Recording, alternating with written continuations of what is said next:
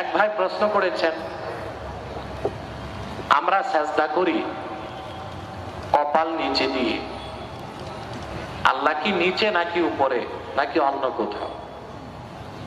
যে প্রশ্ন করছে তাকে বলবো, আমরা মুনাজাত যখন করি হাতের তালু কোন দিক থাকে? কথা বলেন। আল্লাহ সর্বত্র বিরাজমান, এলমান কুদরাতান। আল্লাহ কোথায় আছে প্রশ্ন করাও বেয়াদবি, এ প্রশ্ন করাও।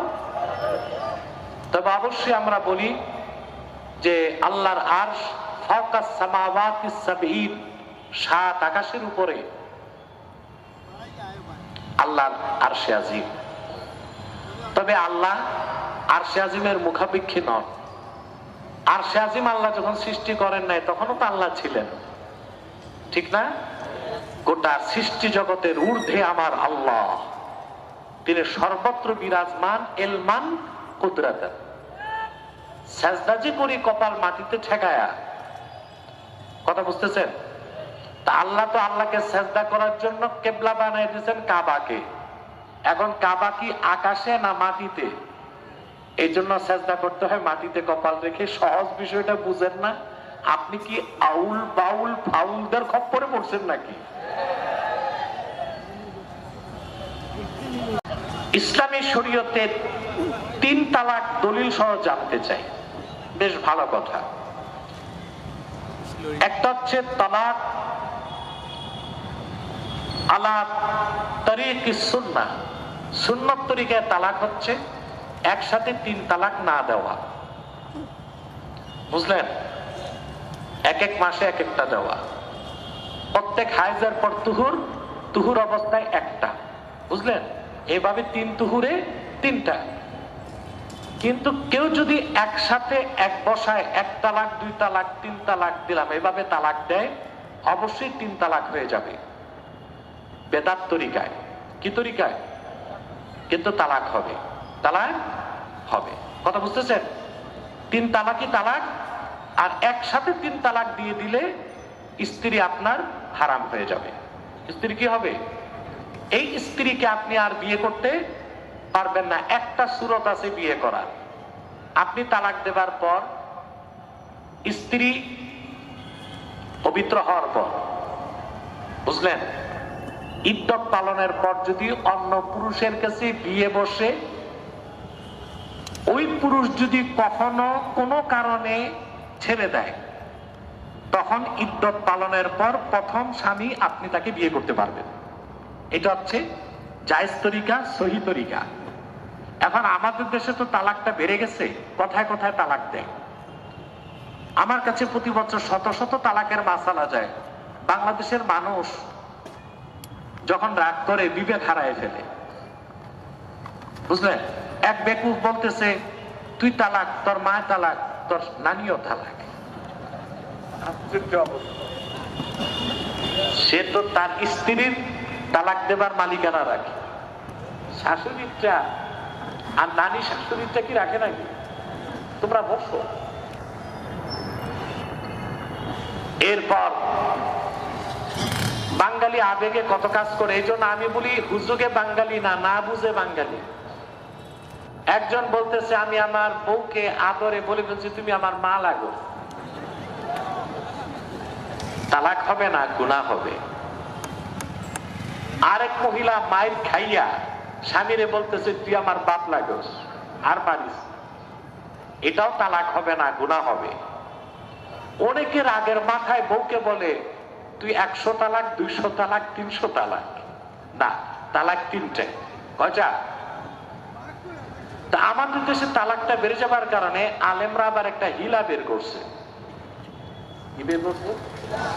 হিলাটা হচ্ছে আপনি বউ ছেড়ে দিয়েছেন, ইদ্যত পালনের পর আপনার বউটারে বিয়ে দিলেন একটা বুড়ার কাছে।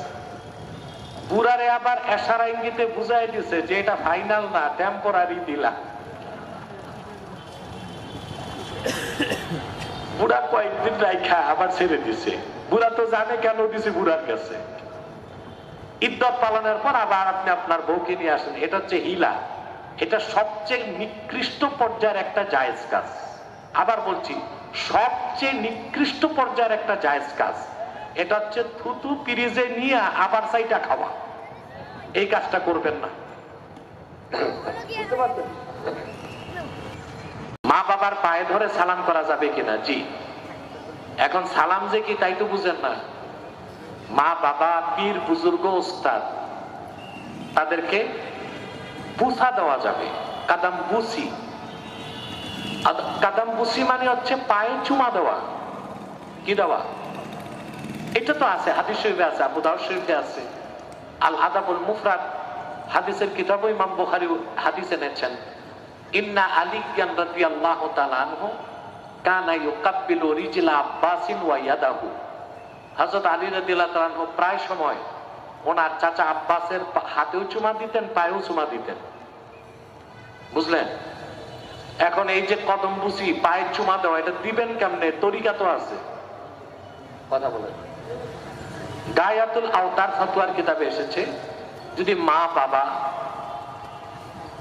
উস্তাদ বুজুর্গ কাউকে পায়ে চুমা দিতে হয়, উঁচাদার জায়গায় বসাইতে হবে। কোথায়? তারপর মাথা পায়ের কাছে যাবে না, পাটা টেনে মুখের কাছে নিয়ে চুমা দিবেন। কথা বুঝেন? আপনি যদি মাথা পায়ের কাছে নেন তো অন্য লোক মনে করবে আপনি সাজদা করতেছেন।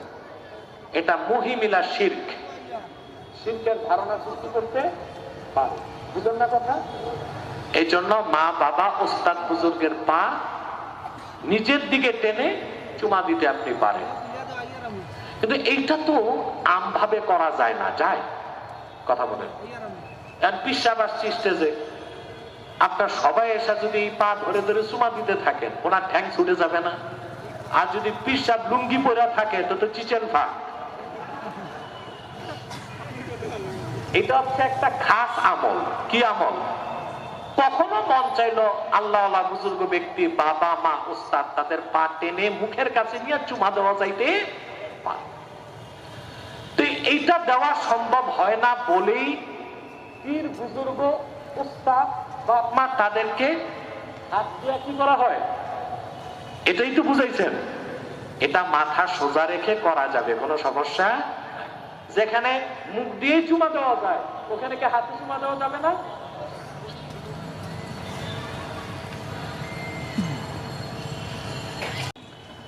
পীরের সুরত কি আল্লাহর সুরত? নাউজুবিল্লাহ। এই কথা যে বলবে, এই বিশ্বাস যে রাখবে, সে নিঃসন্দেহে কাফের এবং মুশরিক। আল্লাহ তাআলা লাইসা কামিসলিহি শাই, আল্লাহর কোনো মেসাল নাই, সুরত নাই। সকল সুরত ও আকারের স্রষ্টা আমার আল্লাহ, এবং ওনার সাথে কোন সৃষ্টির তুলনা হইতে পারে না। তুলনা দেওয়া শিরক। শিরকুন ফিস সিফাত। এইরকম আকীদাধারী মানুষ মুশরিক এবং কাফের। গান বাজনা কি? কোন ধরনের গান, কোন ধরনের বাজনা হারাম? কোন ধরনের মদ হারাম, কোন ধরনের হালাল? সবটাই হারাম। সকল প্রকার গান বাজনাই হারাম। এখন প্রশ্ন হচ্ছে গান কোনটা? গেনা, তাগান্নি হচ্ছে যে কোনো সংলাপ বাদ্যযন্ত্রের সাথে যখন গাওয়া হয় সেটাই গেনা। আর যে কোনো সংলাপ মাজামির বা বাদ্যযন্ত্র ছাড়া যদি গাওয়া হয় সেটা গাজাল। সেটা কি? বাদ্যযন্ত্র ছাড়া গাজাল বা সঙ্গীত শোনা যায়, কিন্তু বাদ্যযন্ত্র যুক্ত হলে ওইটাই গেনা, ওইটাই গান, ওইটা হারাম। যা আমিমুল ইহসান মুজাদ্দিদি রাহমাতুল্লাহ কওয়াইদুল ফিকহ কিতাবের মধ্যে সংজ্ঞাটা দিয়েছেন। আর বাদ্যযন্ত্রের সাথে সকল প্রকার গান বাদ্য হারাম। এই ক্ষেত্রে চারো মাযহাব একমত। চারো মাযহাব قد إن أقد الإجماع على أن سماعة الغناء فسق والجلوس في مجلسها نفاق والتلذذ بها كفر। চারো মাযহাব একমত, ঐকমত স্থাপন করছেন গান বাদ্য শোনা হারাম, গান বাদ্যের মজলিসে যাওয়া মুনাফিকি, গান বাদ্য শুনে স্বাদ উপভোগ করে তাকে বৈধ মনে করা কুফরি। এক যুবক প্রশ্ন করছে, এক হুজুর বলেছে যে মজা করে 3 বার কবুল বললে বিয়ে হয়ে যায়। এখন আমরা বিদ্যালয়ের শিক্ষকরা আমাদেরকে দিয়ে বিয়ের নাটক করিয়েছে এবং কবুলও বলেছি। এখন আমরা কি করতে পারি? কাজটা তো জটিল হয়ে গেছে। দেখুন, শরীয়ত মোতাবেক বিয়ের জন্য শর্তগুলো কি? ইজাব কবুল আর শাহেদাইন, দুইজন সাক্ষী। আর মোহর যেটা, এটা ফরজ না, এটা ওয়াজিব।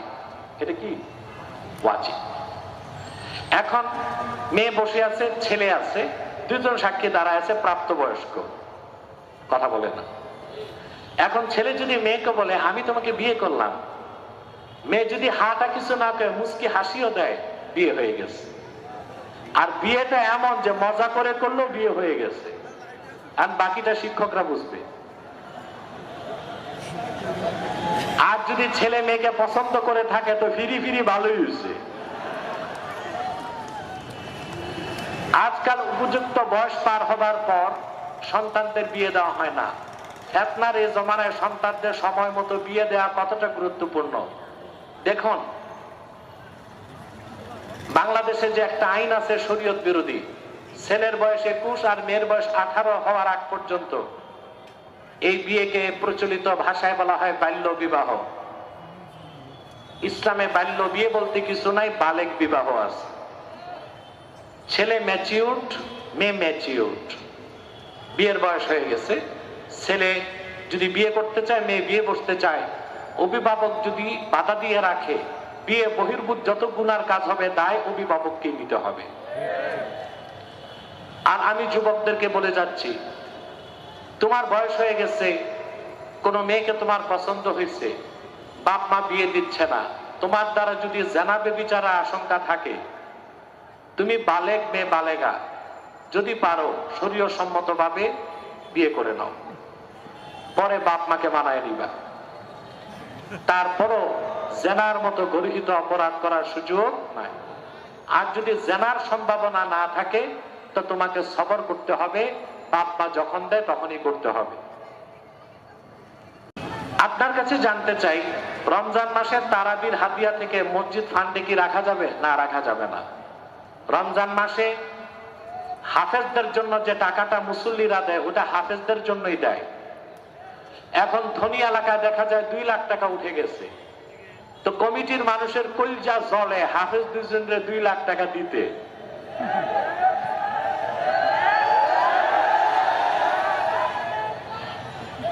আমাদের দেশে অধিকাংশ মসজিদ কমিটিতে জায়গা পায় বেনামাজি, সুদখোর আর ঘুষখোররা। আর ওরা আলেম ওলামাকে দেখতে পারে না। কোন আলেম 2-4 লাখ টাকা তারাবি পড়ায় পাবে, এটা সহ্য হয় না, তো কৌশল করে অর্ধেকটা কেটে মসজিদ ফান্ডে রাখে। বাট আর সুদখোর মুসল্লিরা টাকা দিছে হাফেজরে, আর হাফেজ কষ্ট করে 1 মাস তারাবি পড়াইছে, সম্পূর্ণ টাকা হাফেজকে দিয়ে দিতে হবে। ওখান থেকে মসজিদ ফান্ডে টাকা রাখাটা উচিত হবে না।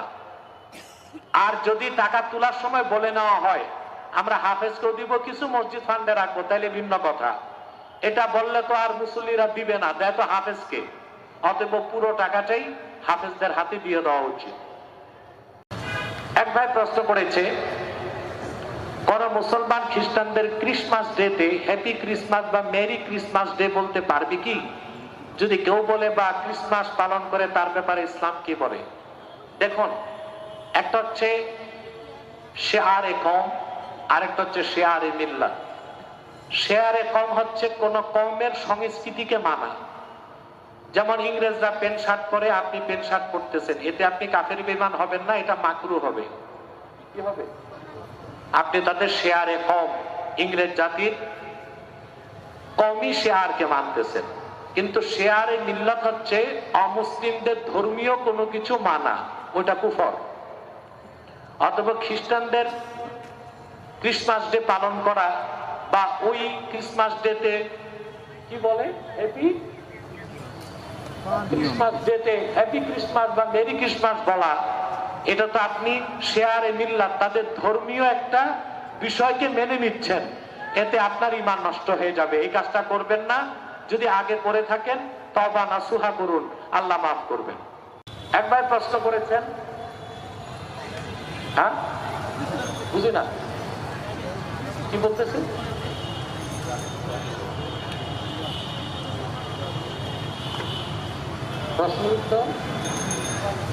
ও আচ্ছা, লন্ডনে একটা সুপার মার্কেটে কাজ করি, সেটার মহাজন ক্রিসমাস উপলক্ষে সব স্টাফদের নিয়ে একটা পার্টির আয়োজন করে। সেখানে মুসলিমদের জন্য হালাল ফুড থাকে। আমরা কি সেই পার্টিতে যোগ দেওয়া জায়েজ হবে?